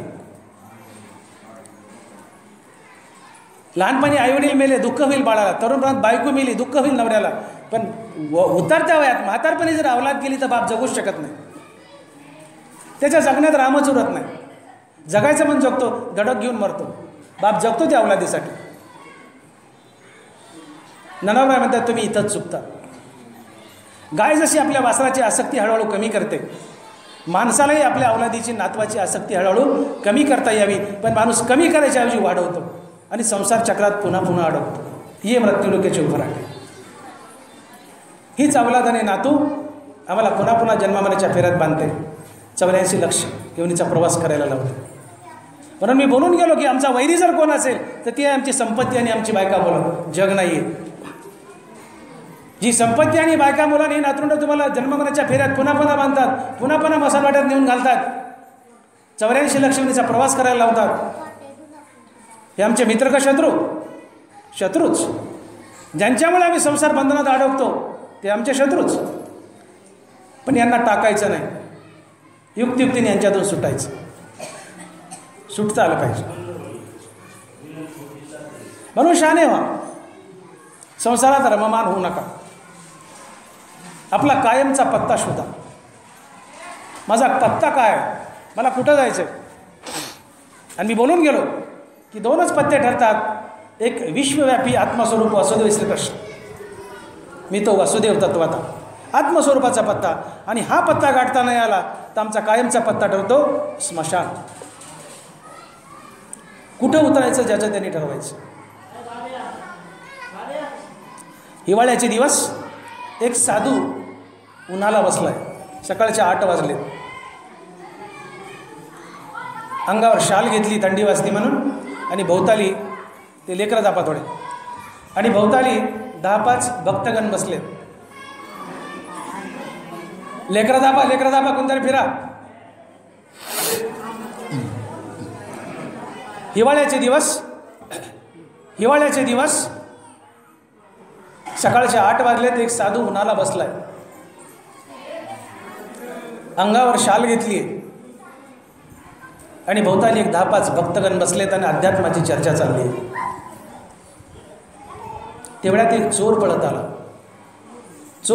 पळत आला आणि साधूच्या अंगावरची शाल हिसकावली आणि पळून गेला. साधू उठला. चोर शाल घेऊन गावाच्या दिशेने पळाला. चोर शाल घेतली, हिसकावली साधूच्या अंगाची आणि गावाच्या दिशेने पळत सुटला. साधू उठला आणि उलटं तोंड केलं आणि जिकडं चोर पळाला त्याच्या उलट्या दिशेने पळू लागला आणि तिकडं होतं स्मशान. प्रसंग लक्षात आला. साधूच्या अंगावरची शाल चोरली, चोर पळालाय गावाच्या दिशेने, पण साधूही पळायला लागला. पण जिकडं चोर पळाला त्याच्या उलट्या दिशेने पळू लागला आणि जिकडं साधू पळत होता तिकडं होतं स्मशान. भोवतालची माणसं उठली आणि हसू लागले. म्हणजे साधू महाराज काय येणे झाले का काय तुम्ही? म्हणजे का रे बाबानो, अहो चोर गावाकडे पळालाय आणि तुम्ही उलट्या दिशेने स्मशानाकडे पळतायत, अशाने चोर कसा गटायचा म्हणले. साधू म्हणतो, पुरानो बाबानो, तो तरणा ताठा आहे, चोर तरणा ताठा आहे, मी म्हातारा आहे, मी किती पळालो तर चोर मला गाठणार नाही. मग त्याच्या मागं पडून बेजार होण्यापेक्षा मी त्याच्या कायमच्या पत्त्यावर जाऊन बसतो ना, की जिथं त्याला कधी ना कधी यावंच लागेल. कशाला त्याच्या मागं पडू, त्याच्या कायमच्या पत्त्यावर जाऊन बसतो. त्या पत्त्यावर त्याला कधी ना कधी यावंच लागेल आणि तिथं आल्यावर मी माझी शान वसूल करेन. योगायोग 8 दिवसांनी तो चोर मेला. दृष्टांतातला चोर लवकर मरतो. योगायोग 8 दिवसांनी चोर मेला. त्या भक्तगणाने महाराजाच्या साधूच्या समोर बसलेल्या लोकांनी त्या चोराची ताटकी बांधली आणि ती महाराजाची शाल त्याच्या अंगावर टाकली आणि प्रेत स्मशानात नेलं. स्मशानात प्रेत टेकवलं की साधू बसलेलाच होता वाट पाहत. कधीतरी कायमच्या पत्त्यावर येईल ना, वाट पाहत बसला, येईल आल्यावर वसूल करेल. प्रेत टेकवलं की साधू उठला, गेला आणि पळत आपली शाल हिसकावली, भरकन वडली आणि घेतली आणि त्या लोकांना म्हणाला, बघा मी केली का नाही माझी शाल वसूल, मी म्हटलं होतं ना तो तरणा ताठा आहे, मी कुठं त्याच्या मागे पळत बसू आणि बेजार हो. मी अशा ठिकाणी जाऊन बसतो त्याच्या कायमच्या पत्त्यावर की जिथं त्याला कधी ना कधी यावंच लागेल आणि तिथं आल्यावर कळत नाही मी माझी शाल वसूल केली. आणि हा कायमचा मुक्काम, हा कायमचा पत्ता आहे स्मशान. 2च पत्ते, एक आत्मस्वरूपाचा आणि एक स्मशानाचा. कोणत्या पत्त्यावर उतरायचं हे ज्याचं त्याने ठरवायचं. आग्रह नाही, ज्याचं त्याने ठरवायचं. संत सांगून जातात आणि ते आपल्यावर सोडतात, बाबा ऐकायला तर नका अगो, पण ऐकलं तर तुमचं कल्याण होईल. हा इशारा असतो संतांचा, ज्याचं त्याने ठरवायचं. आणि म्हणून ज्ञानोबा आहे आम्हाला इशारा करतायत, बोलतायत की बाबांनो संसारात रममान होऊ नका. भगवंताकडे पाठ फिरून छंदानं जर निरंतर संसारात रममान झाले तर संसाराची आसक्ती जडेल, मुलाबाळांची आसक्ती जडेल. ती आसक्ती वासनेत बदलेल्या वासना पुन्हा पुन्हा जन्मावरच्या फेऱ्यात बांधेल आणि मनुष्य जन्म मिळाला जर तुला सुटता आलं नाही जन्मावरच्या फेऱ्यातून तर तो मूर्ख ठरशील. हे तर निरंतर रमती अविवेकी, रमतो तो मूर्ख असतो, रमू नका. गाय जशी आपल्या वासराची आसक्ती हळूहळू कमी करते तसं आम्हाला आमच्या संततीची, संपत्तीची, बायका मुलाची आसक्ती हळूहळू कमी करता यावी. बायका मुलांची आणि संसाराची आसक्ती गळावी. संसार गळावा, संसार टाकायचा नसतो. माझं वाक्य नीट ऐका, संसार गळावा, संसार टाकायचा नसतो आणि टाकल्याच जात नाही. आणि जे म्हणतात आम्ही संसार टाकला आहे ते दांभिक असतात, ढोंगी असतात, नाटकी असतात. ते कुणी असो म्हणून, जो म्हणतो मी संसार टाकलाय, टाकला म्हणणारा ढोंगी असतो, तो कुणी असो. संसार टाकला जात नाही. भल्या भल्याची फजिती होते. टीजवर लंगोटीत पूर्ण संसार भरून राहिला आहे.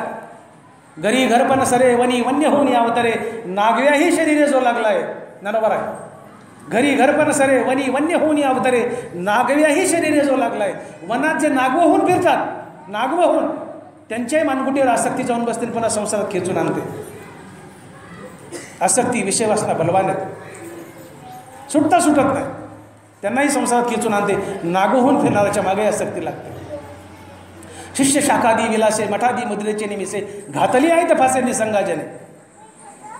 जे निसंग होऊन फिरतात त्यांनाही फासे घातलेत म्हणले बसोबाद्यासारखे. कुणी? हे माझे शिष्य, या माझ्या शाखा, हे माझं संस्थान, हा माझा मठ, मी इथला महाराज, मी इथला महंत. घातली आहेत फासे निसंगाजने. मी महंत आहे, मी महाराज आहे, मी मठाधिपती आहे. ज्ञानोबा म्हणल्यावर तुला फासे घातलेत, तुला फासे घातलेत. सूट या फाशातून. हा मठ तुझ्यासाठी फासा आहे, हे संस्थान तुझ्यासाठी फासा आहे, हे देवस्थान तुझ्यासाठी फासा आहे. शिष्य शाखादी विलासे मठादी मुद्रेचे निमिसे, घातली आहेत फासे निसंगाजने. महंत म्हणून, महाराज म्हणून निसंगून फिरता, अरे पण तुला फासा घातला त्या मठाने, त्या संस्थानाने. माझं माझं माझं माझं माझं माझं पायावर पडलेला पैसा गोळा करतोस, माझं माझं माझं माझं म्हणून. ही आसक्तीच तुला बांधेल म्हटली. संसार टाकला असं म्हणणारे दांभिक असतात, तो कोणीही असो. संसार टाकल्याच जात नाही, संसार गळावा. संसार गळावा आणि तो गळतो, तो गळतो. ज्ञानोबारायांनी 18व्या अध्यायात रूपक केलंय, संसार कसा गळतो. माझं वाक्य काळजावर कोराने पुढे चला. जे म्हणतात आम्ही संसार टाकलाय ते दांभिक असतात, ढोंगी असतात. संसार टाकल्याच जात नाही, संसार गळावा. संसार गळावा आणि संसार गळतो. आणि तो कसा गळतो याची युक्ती किंवा रूपक ज्ञानोबा 18व्या अध्यायात करतात. माऊली बोलते, परिपाकाचे वेळे संसार कसा गळतो. परिपाकाचे वेळे फळ देठू ना देठू फळे, न धरे तैसे स्नेह खुळे सर्वत्र होय. परिपाकाची वेळे फळ देठू ना देठू फळे, न धरे तैसे स्नेह खुळे सर्वत्र होय. अरे लेकरांना गबासा नाही तर उठून जा, कोणतरी फिराना एक जण. कळायला पाहिजे त्या गोष्टी. मी याच्यात बोलायला ते रेकॉर्ड व्हायले. उन्हाळ्याच्या दिवसामध्ये आंब्याला कैऱ्या येतात. अहो ते तिकडचे गप्पा मारू नका, गबासा. उन्हाळ्याच्या दिवसामध्ये आंब्याला कैऱ्या येतात.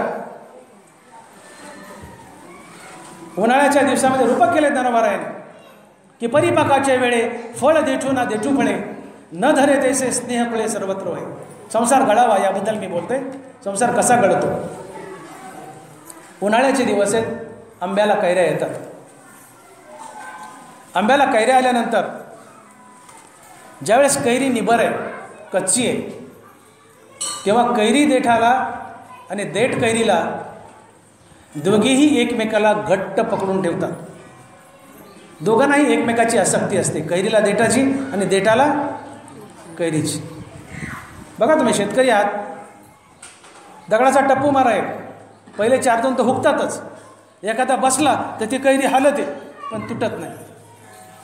5-10 टप्पू मारत एखादा निबर बसला तरच कैरी तुटते, नाहीतर दगड मारला तरी ती कैरी हालते पण तुटत नाही. का? देठानं कैरीला आणि कैरीने देठाला घट्ट पकडून ठेवले. दोघांनाही एकमेकाची आसक्ती आहे. कधी? कैरी कच्ची आहे तेव्हा. कैरी तुटत नाही कच्ची असताना. दोघांना एकमेकाची आसक्ती, देठाला आणि कैरीला. पण काही दिवस लोटले आणि आता कैरीला पाड लागलाय. कैरीला पाड लागलाय. किती दगड मारावे लागतील? पोळ मारा. कैरी कच्ची आहे, 10 दगडे मारले तर तुटत नाही. पण आता कैरीला पाड लागलाय, किती दगडे मारावे लागतील? दगडच मारायची गरज नाही, कैरी आपोआप गळून पडेल. तेच म्हणतात ज्ञानोबा आहे, परिपाकाची वेळे. परिपाक म्हणजे पाड लागणे, फळ परिपक्व होणे, फळ पिकणे. फळ कच्चे तोपर्यंत तुटत नाही. देठाला फळाची, फळाला देठाची, दोघाला एकमेकाची आसक्ती. दोघं एकमेकाला धरून ठेवतात कुठपर्यंत? कच्चं आहे तोपर्यंत. पण आता ते फळ पिकलंय, त्याला पाड लागलाय. आता दगड मारायची गरज नाही, फळ आपोआप गळून पडतं. फळ आपोआप गळून पडतं. परिपाकाची वेळे. फळ परिपक्व झालंय, पिकलंय.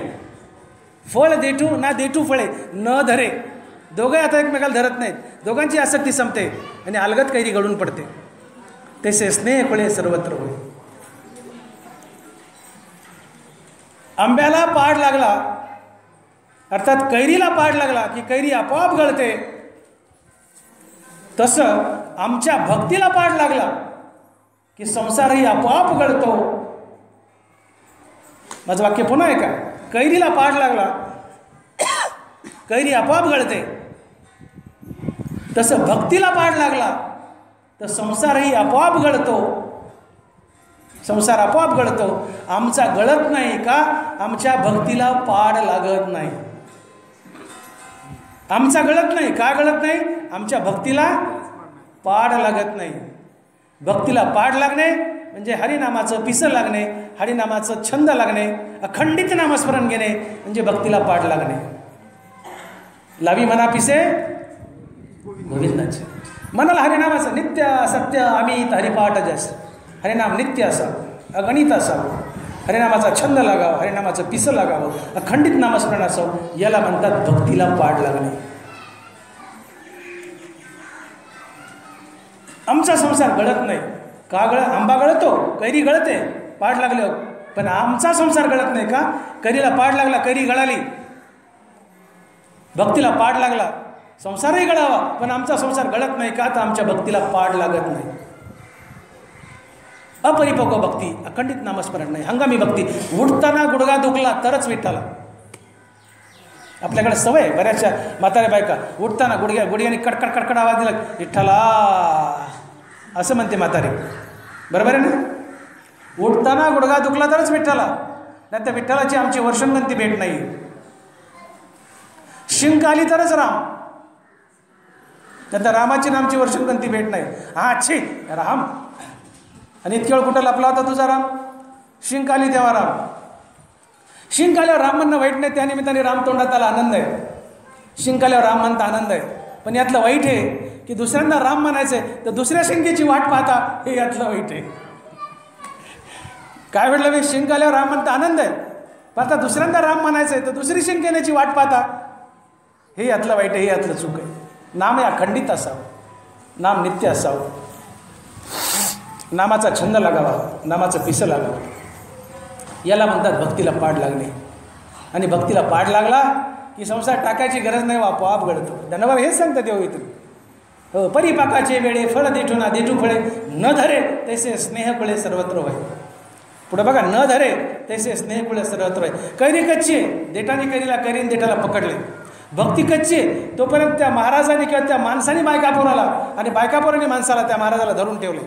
कैरी कच्ची, नीट आहे का? कैरी कच्ची, कैरीने देठाला, देठाने कैरीला एकमेकाला धरलंय, एकमेकाची आसक्ती आहे. भक्ती कच्ची आहे. आम्ही संसाराला बायकापूरला आणि बायकापूरने संसाराने आम्हाला घट्ट पकडून ठेवले. पण कैरीला पाड लागला, कैरी आपाप गळते. आमच्या भक्तीला पाड लागला, संसारही आपाप घडतो.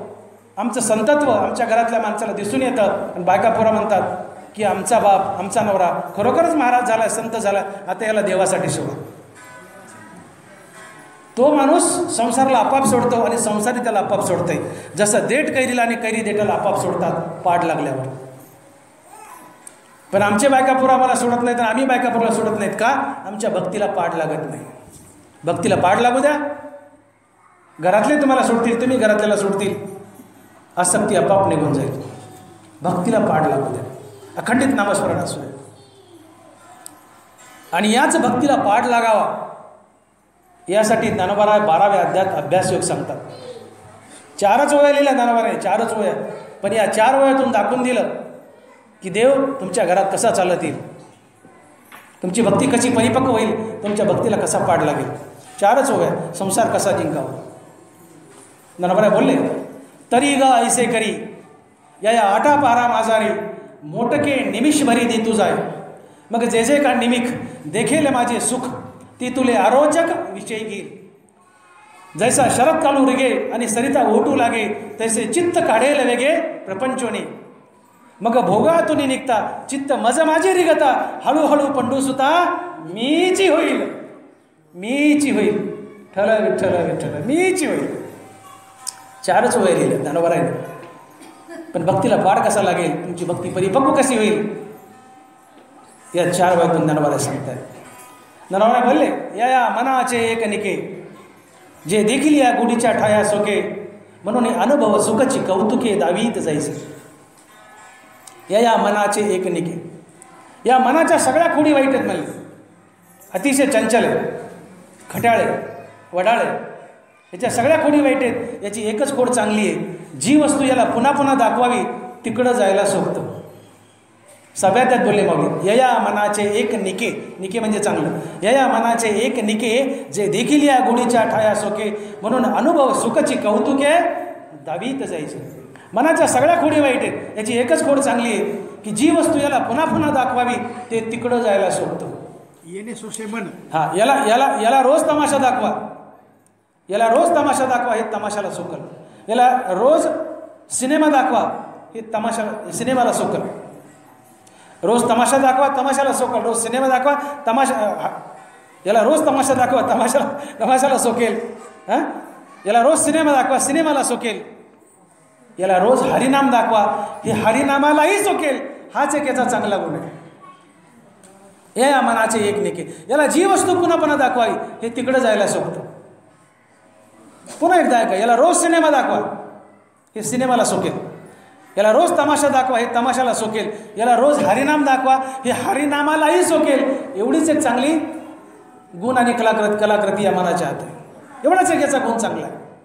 याला जी वस्तू पुन्हा पुन्हा दाखवावी हे तिकडं जायला चटावतं, मग ती वस्तू चांगली असो की वाईट असो. तमाशा वाईट आहे ना, रोज तमाशा दाखवा, तमाशाला सोकेल. हरिनाम चांगले ना, हरिनाम दाखवा, हे हरिनामालाही सोकेल. या मनाचे एक निके. मग या मनाला जर रोज रोज हरिनाम दाखवलं तर हे हरिनामासाठीही सोकेल आणि चटावेल.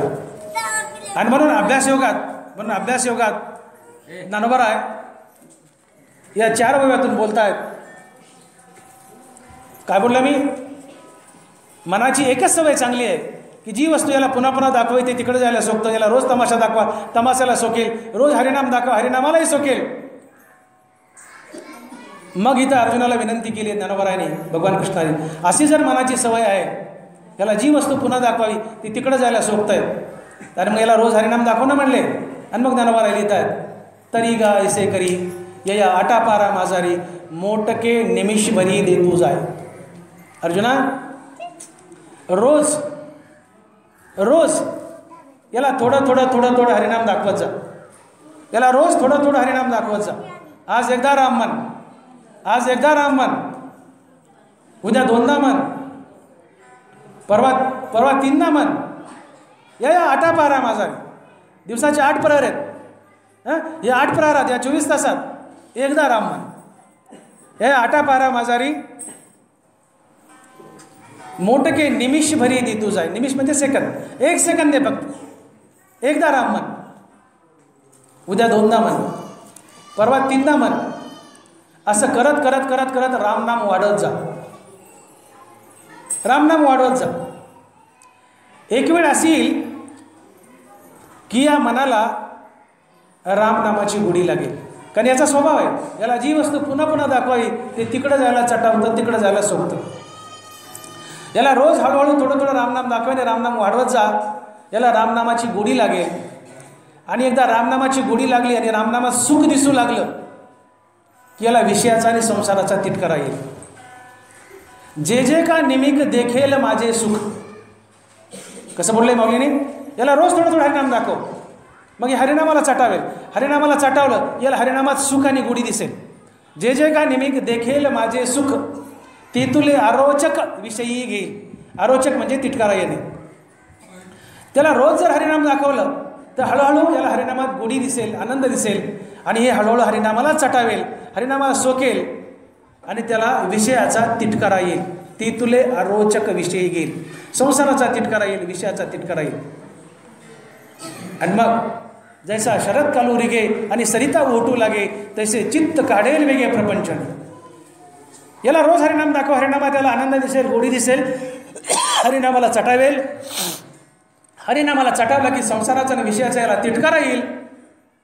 आणि जसं उन्हाळा आला की नद्या आटू लागतात, तसं हे मन प्रपंचाला आटेल. मन प्रपंचाला आटेल, चित्त प्रपंचाला आटेल. आणि चित्त प्रपंचाला आटणं म्हणजेच वैराग्य. अहो तुम्ही उठून जा की काय बिघडायला लागले. काय म्हणते चित्त प्रपंचाला आटणं म्हणजेच वैराग्य. काय बोललो मी. रोज हरिनाम दाखवा, वाढवत जा. हळूहळू याला हरिनामाचीच गोडी लागेल, हरिनामाला चटावेल, याला हरिनामात आनंद दिसेल, सुख दिसेल. आणि हरिनामात सुख दिसू लागलं याला विषयाचा आणि संसाराचा तिटकारा येईल. जसा उन्हाळा आल्यावर नद्या आटू लागतात तसं एकदा मनाला हरिनामाची गोडी आणि सुख लागले, आनंद दिसला की मनही संसाराला आटेल. उन्हाळ्याला नद्या आटू लागतात, मनाला चित्ताला हरिनामाची गोडी लागली की ते चित्त प्रपंचाला आटतं. आणि चित्त प्रपंचाला आटणं म्हणजेच वैराग्य. आणि या वैराग्यानं देव भेटतो.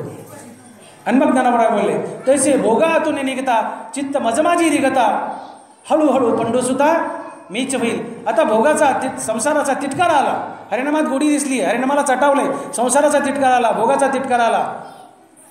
मग ते भोगातून निघेल. तसे भोगातून निघता मज माझी रिक्ता, मग माझ्यात प्रवेश करेल. भोगातून निघालं, तिटकारा आला भोगाचा, भोगातून निघाले, संसारचा तिटकारा आला, किळस आली, भोगातून संसारातून निघाले आणि पांडुरंगात प्रवेश करेल. आणि हळूहळू ते पांडुरंग स्वरूपच बनेल. हळूहळू पंडूसुद्धा मीची होईल. तसे भोगातून निघता चित्त मज माझी रिगता, हळूहळू पंडूसुद्धा मीची होईल. हा अभ्यास योग आहे. आणि अभ्यास योगानं मन चित्त पांडुरंग स्वरूप बनतं. त्याला संसाराचा तिटकारा येतो, मन प्रपंचाला आटतं. आणि मन प्रपंचाला आटणं म्हणजेच वैराग्य. आणि यालाच म्हणायचं भक्तीला पाड लागणे.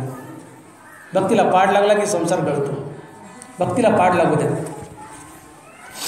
चित्त प्रपंचाला आटणं, चित्त प्रपंचाला आटणं याला संसाराचा आणि भोगाचा तिटकारा येणं म्हणजेच वैराग्य. वैराग्याने देव भेटतो. ते हे विषय वैराग्य जे आत्मलाभाचे भाग्य येणे ब्रह्मानंदा योग्य जीव होते. ज्ञानोबा वैराग्याने देव भेटतो. आणि वैराग्य दोन गोष्टींनी येतं. एक भगवंताचं अखंडित नाम आणि दुसरं मृत्यूचं नित्यस्मरण. मृत्यूचं नित्यस्मरण. नामे होईजे विरक्त, नामे निर्मळ होय चित्त, नामे साधे गुणातीत, नामे निर्मुक्त भवपाश. नाथ महाराज भागवतात बोलत आहेत. नामे होईजे विरक्त. वैराग्य अखंड नामानं येतं. कशाने येतं. एक हरिनाम आणि दुसरं मृत्यूची आठवण, मृत्यूचं स्मरण. नामाने नामे होईजे विरक्त, नामे होईजे विरक्त, नामे निर्मळ होय चित्त, नामे साधे गुणातीत, नामे निर्मुक्त भवपाश. नामानं वैराग्य येतं. आधी भक्तीने जरी लिहाती, मागे ज्ञानवैराग्य येते. तुको बरं आहे. आधी भक्तीने जरी लिहाती, मागे ज्ञानवैराग्य येते. भक्ती आई आहे आणि ज्ञान आणि वैराग्य तिचे लेकरे. भक्ती म्हणजे नाम. मुखात नाम आलं की याच्या पोटी ज्ञानाचा आणि वैराग्याचा जन्म होतो. आधी भक्तीने धरली हाती, मागे ज्ञान वैराग्य येते. तुको बरं आहे. नामस्मरणानं जीवनात वैराग्य येतं आणि मृत्यूच्या अखंड स्मरणानं जीवनात वैराग्य येतं.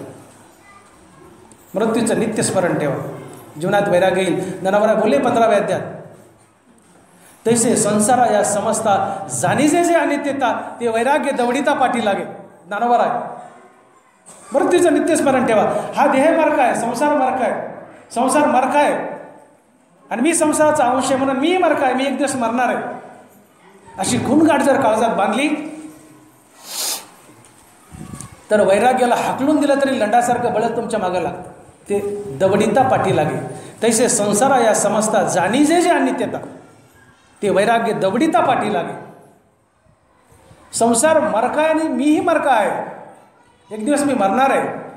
अशी खूणगाठ जर काळजात बांधली तर संसाराबद्दल उदासीनता येते आणि वैराग्याला हाकलून दिलं तरी ते लंडासारखं बळच मागं लागतं. ते दवडीता पाठी लागे, बळच तुमच्या मागे लागतं. मृत्यूच्या नित्यस्मरणाला वैराग्य येतं. म्हणून मी बोललो की दोन गोष्टींना वैराग्य येतं आहे. एक अखंड नामस्मरण आणि दुसरं मृत्यूचं नित्यस्मरण. एक गावगुंड मनुष्य, गावगुंड बदमाश नाथ महाराजाकडे गेला आणि नाथांना प्रश्न केला की म्हटले, महाराज तुमचं जीवन एवढं शांत आणि निष्पाप कसं काय? तुमचं जीवन एवढं शांत आणि गावगुंड आहे, नाथाकडे गेला आणि बोलतोय, महाराज तुमचं जीवन एवढं शांत आणि निष्पाप कसं काय? नाथ म्हणले बाबा माझं सोड, गडीवर खाली बस म्हणले, माझं सोड म्हणले, मी तुला तुझं भविष्य सांगतो, आजपासून 8 दिवसांनी तू मरणारच. दचकलं ते, शब्द नाथाचा आहे म्हणले. काय म्हणता म्हणले, हो माझं जाऊ दे म्हणले, मी शांत काय निष्पाप काय ते बघू म्हणले पुढं, पण तुझं भविष्य सांगतो, आजपासून 8 दिवसांनी तू मरणारच. हपकलं ते, घरी गेलं. जे हातरून धरलं तर जागचं हलं ना, बिचाऱ्यावर पडून राहिलं. बायको लेकरं येऊन विनवणी करले, काय झालं काय झालं काय झालं म्हणले, काय सांगू म्हणजे झालं काय म्हणले, नाथ महाराज म्हणाले तू 8 दिवसांनी मरणारच. शब्द नाथांचा आहे, खोटाही म्हणता येणार. सगळे घरचे माणसं हपकले, शब्द नाथाचा आहे. अन्न पाणीवर बायकाच्या पोरांच्या आग्रह असतो, एखादा अन्नाचा घास पाण्याचा गोड गळ्याच्या खाली उतरत होता. उदास अवस्थेत पलंगावर पडलाय. 8वा दिवस कधी येतोय, 8वा दिवस कधी येतोय, पडून राहिला पलंगावर. 7व्या दिवशी नाथांकडे गेला आणि नाथ महाराजाला म्हणाला, महाराज उद्या 8वा दिवस आहे, उद्या मी मरणार आहे. आज 7 दिवस झाले, उद्या मी मरणार आहे, काही उद्धाराचा मार्ग दाखवा. म्हणले बस खाली. ते उद्धार फिद्धार पुन्हा बघू म्हणले. मला एक उत्तर दे की या 8 दिवसात तू किती पाप केलं, या 8 दिवसात तू किती पाप केलं. ते म्हणतं, महाराज कशाचं पाप आणि कशाचं काय, मरणाचा वागोबा डोळ्यापुढं दिसतोय, मरण डोळ्यापुढं दिसते सातत्यानं, मग कुणासाठी पाप करू आणि कुणाच्या जीवावर करू. म्हटले का नाही पाप केलं, म्हणजे मरण डोळ्यापुढं दिसतंय ना, कसं पाप करून कुणासाठी करू, का नाही केलं म्हणजे मरण डोळ्यापुढं दिसतंय. म्हणजे तू प्रश्न काय विचारला होता की तुमचं जीवन एवढं निष्पाप आणि शांत कसं काय. मीही मरण डोळ्यापुढं ठेवून जगतो म्हणून माझं जीवन निष्पाप आहे आणि शांत आहे. मरण डोळ्यापुढं ठेवून जगा, दुष्कृत्य गळून पडतील, हरिनामाची अवीट गोडी लागेल आणि वैराग्य जीवनात येईल. वैराग्य जीवनात येईल ते तैसे संसार या समजता ज्ञानोबा जाणी जे अनित्यता ते वैराग्य दवडिता पाठी लागेल. मी मरणार आहे एक ना एक दिवस, संसार मरणार आहे, मी मरणार आहे, ही खूनगाठ डोळ्यापुढे बांधा. वैराग्य आपाप जीवनात येतं आणि वैराग्याने देव भेटतो. म्हणून रोज अशी कल्पना करा जावं की आपली स्वतःची अंत्ययात्रा निघाली. काय कल्पना करायची, माझी स्वतःची अंत्ययात्रा निघाली. काय नजर असेल तो लोकांच्या बघू नका, आपली निघाली ही कल्पना करा. आपली निघाली काय कल्पना, काय नजर असेल, आपली अंत्ययात्रा निघाली स्वतःची. एक दिवस जर माझी अंत्ययात्रा निघाली एवढी जरी आठवण केली तर तुमची दुष्कृत्य गळून पडतील, भगवंताच्या नामाची गुढी लागेल, संसाराबद्दल उदासीनता येईल आणि विरक्ती आपोआप जीवनात चालत येईल. सगळं तयार आहे, बांबू तयार आहे, सुतळ्या तयार आहेत, गुलाल तयार आहे, खांद्यागिरी तयार आहेत, रडणारे तयार आहेत. फक्त त्याचं बोलावून येण्याची आवडी आणि येणार. ही जर खूनगाठ काळजात बांधली तर वैराग्य स्वतःहून जीवनात येतं. मृत्यूचं नित्यस्मरण ठेवा आणि मुखात नित्य हरिनाम ठेवा. वैराग्य जीवनात आपोआप चालत येतं, त्याला बोलवण्याची गरज नाही आणि या वैराग्यानं देव भेटतो. म्हणून जीवन जगत असताना सारासार विचार असावा. शेवटचे 5-10 मिनिट मोबाईल बघू नका. शेवटचे 5-10 मिनिट जीवन जगत असताना जीवनात सारासार विचार असावा. सार काय, असार काय, चांगलं काय, वाईट काय, मी कोण आहे, कुठून आलोय, मला काय करायला पाहिजे, काय नाही करायला पाहिजे, सारासार विचार करा. उठाउठी सारासार विचार असावा. चांगलं काय, जो संसार तुम्ही तोंडावर पडू पडू करता त्या संसाराला फळच नाही. फलकट तो संसार येत सार भगवंत. तो को बरा आहे. जो संसार तुम्ही तोंडावर पडू पडू करता त्या संसाराला फळच नाही आणि जो परमार्थ तुम्ही कधीच करत नाही त्याला फळच फळ आहे. गोड परमार्थ लागे कडू, विषयाचा पडी पाडू, गोड परमार्थ लागे कडू. जो संसार तोंडावर पडू पडू करता त्याला फळच नाही आहे. आणि म्हणून तुकोबाराय बोलले, फलकट तो संसार येत सार भगवंत, येत सार भगवंत. या सृष्टीत सार काय असेल तर भगवंत. आणि म्हणून nothing is permanent, nothing is permanent except संत अँड भगवंत. माझं वाक्य काळजावर करून ठेवा. या सृष्टीमध्ये नथिंग इज परमनंट एक्सेप्ट संत अँड भगवंत. या सृष्टीमध्ये परमनंट असेल तर दोनच गोष्टी, एक संत आणि दुसरा भगवान.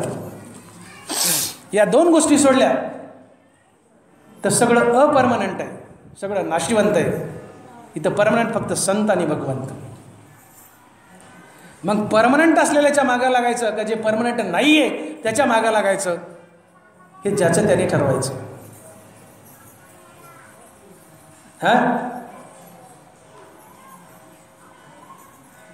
एका शायराने म्हटलंय, जन्माला आलो की आम्ही एकच उद्देश आमचा 99% लोकांचा, पैसा पैसा पैसा पैसा. पैसा कमवू नका असं मला म्हणायचं नाही. मी पैसा कमवतो. मी डोळ्याचा डॉक्टर आहे. माझी 200 रुपये फीस आहे. डोळ्यात बॅटरी मारली तर मी 200 रुपये घेतो. निर्मळ व्यवहार आहे. जोडून या धन उत्तम व्यवहार आहे, उदास विचार आहे. हो, निर्मळ व्यवहार करा. 200 रुपये फीस आहे बिडातल्या सगळ्या डॉक्टरची. डोळ्यात बॅटरी मारली मी 200 रुपये घेतो. पैसा मी कमवतो. पैसा कमवू नका असं मी म्हणत नाही. पैसा नसेल तर जगता येत नाही, संसार करता येत नाही. आज मी आणि पांडुरंग महाराज, टोळ महाराज माझ्या गाडीत बसून आलो. माझ्याजवळ पैसेच नसते, पेट्रोल कशात टाकलं असतं मी?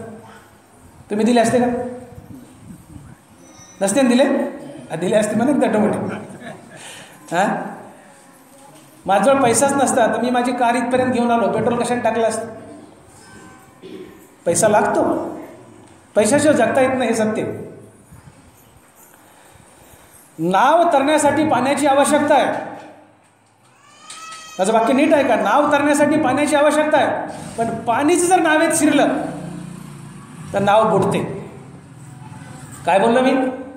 नाव तरण्यासाठी पाण्याची आवश्यकता आहे, पण पाणी जर नावेत शिरलं तर नाव बुडते.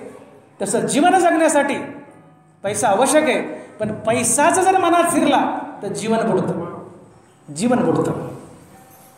पैशाला मनात शिरू देऊ नका. नाथ महाराज बोलले, एका जनार्दनी असे किती झाले? पुढचं बघू नंतर. आधी एवढंच आहे का नाथांचं? पुढे हरिनाम सेविले तोची धन्य असं येते. एका जनार्दनी असे किती झाले? कुणाकडे बोट केलंय? पैसा मिळवणाऱ्या लोकांकडे. ए बाबा, पैशाच्या मागे लागलेले बाबा, नाथ बोट करतायत, नाथ म्हणतात त्याला उपासना. ए बाबा, पैशाच्या मागे लागलाय ना, तुझ्यासारखे किती झाले खंडीवर पिंडी? एका जनार्दनी असे किती झाले तुझ्यासारखे पैशाच्या मागे लागणारे? नदीला पूर आलाय आणि वाहत्या पाण्यावर बोटानं आपलं नाव लिहावं, किती वेळ टिकेल? नदीला पूर आलाय चांगला आणि त्या पुरावर वाहणाऱ्या पाण्यात आपण आपल्या बोटाने आपलं नाव लिहावं, किती वेळ टिकेल? क्षणार्धात लिहूच तर पुसल्या जातं. तशी ही पैशाच्या मागे लागलेली मंडळी आली आणि काळाच्या ओघात नामशेष झाली. त्यांची कुणी यादी ठेवली. म्हणून नाथ बोलतात, एका जनार्दनी असे किती झाले? आतापर्यंत माणसं या पृथ्वीवर किती झाले? अरे अगणित आकडा आहे. त्यांचा कुणी हिशोब ठेवलाय? मग हिशोब कुणाचा ठेवतात?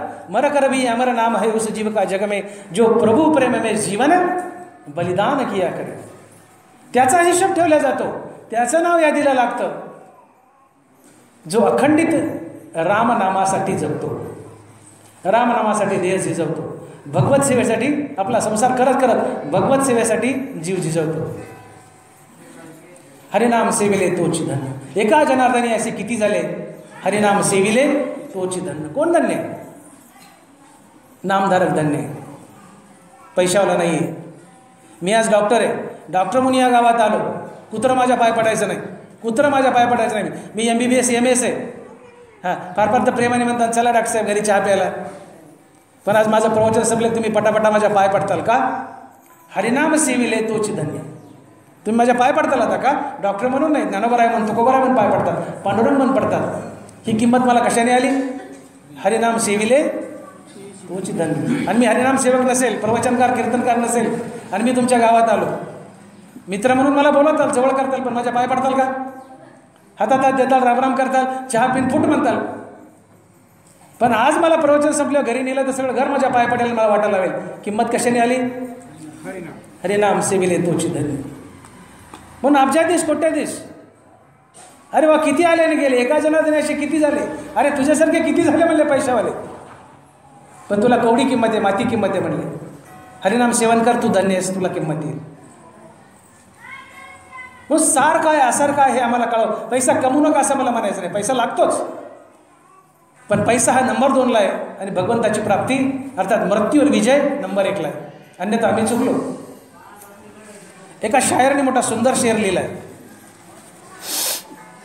ऐ इंसान चाहे जितने भी जमा कर ले तू रुपयों के मोती, ऐ इंसान चाहे जितने भी जमा कर ले तू रुपयों के मोती, मगर इतना याद रख कफन को कोई जेब नहीं होती, कफन को कोई जेब नहीं होती. तू किती कमव म्हणले, तू कितीही कमव, किती पैसा मिळव, पण मेल्यानंतर त्या कफनात तुला जे गुंडाळायचं आहे, तुला सोबत नेण्यासाठी त्या कफनाला खिसा नसतो, याची आठवण ठेव. आणि म्हणून मेल्यावर कफन आणि जन्मताच लंगोटी असते आणि दोघालाही खिसा नसतो. लहान लेकराला लंगोटी लावली, बायको म्हणती का, अहो मालक त्या बाळाच्या लंगोटीतून मोबाईल आणा. बाळाच्या लंगोटीला खिसा आहे, कफनाला खिसा नाही, लंगोटीला खिसा नाही. उघडेची यावे उघडेची जावे. जन्मता खिसा नाही, मेल्यावर खिसा नाही. ज्या कफनात गुंडाळून जायचे त्याला खिसा नसतो. म्हणून भौतिक वस्तू आम्हाला सोबत नेता येत नाहीत. संसार संपत्ती धन दौलत पैसाला इथून सोबत नेता येत नाही. मग इथून सोबत नेण्यासारखं काही आहे का हे शोधावं. धन दौलत पैसातला तर सोबत नेता येत नाही, कपनाला खिसा नाही आहे, पैसा नेता येत नाही. मग नेण्यासारखं काही आहे का? आहे, ते फक्त भगवंताचं पवित्र नाम. म्हणजे नेता येत आहे त्याच्या मागं लागावं. याला म्हणतात सारासार विचार करा उठावटी, नामधरा कंठी विठोबाची. हा सार विचार हा जीवनात यावा. भूतकाळ गेलाय आमचा राहिला नाही, भविष्यकाळ येईल याचा भरवसा नाही. आहे तो वर्तमान आहे आमचा आणि तेही मुठीत धरलेल्या पाण्याप्रमाणे निसटून चाललंय. हातात गहू धरले टिकून राहतील, पण मुठीत पाणी धरले, मुठीत पाणी धरले किती वेळ टिकेल? मूठ दाबूस तर गळून पडेल. भूतकाळ गेलाय, भविष्यकाळ येईल याचा भरोसा नाही. वर्तमान काळ आमचा आहे, तोही मुठीत धरलेल्या पाण्याप्रमाणे निसटून चालला आहे. आणि म्हणून करा तातडी परमार्थाची. मुठीत धरलेल्या पाण्याप्रमाणे वर्तमान काळ निसटून चालला आहे. मरण कधी घाला घालेल याचा पता नाही.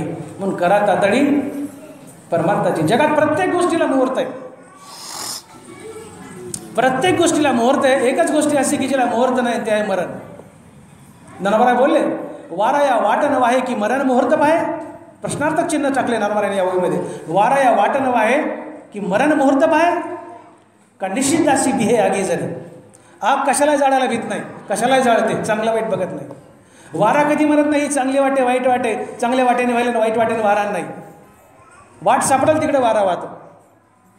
मरण कधी म्हणत नाही की चांगली घडी का वाईट घडी आहे, याला चांगल्या घडीला नेईल वाईट घडीला नको. मरण मुहूर्त पाहे, मरण मुहूर्त पाहत नाही. जगात प्रत्येक गोष्टीला मुहूर्त आहे, फक्त मरणाला मुहूर्त नाही.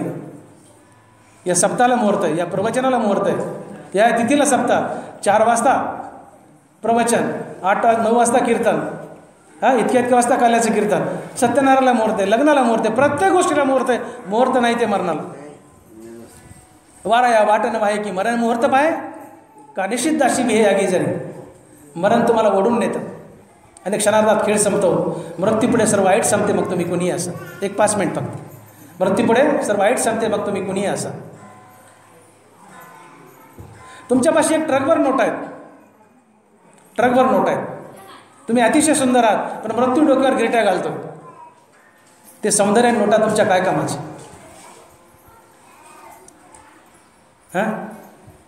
परीक्षक मुलांना परीक्षेमध्ये पेपर, प्रश्नपत्रिका, उत्तरपत्रिका वाटतो. प्रश्नपत्रिका उत्तरपत्रिका दिल्या आहेत, परीक्षेचा वेळ आहे 3 तासाचा.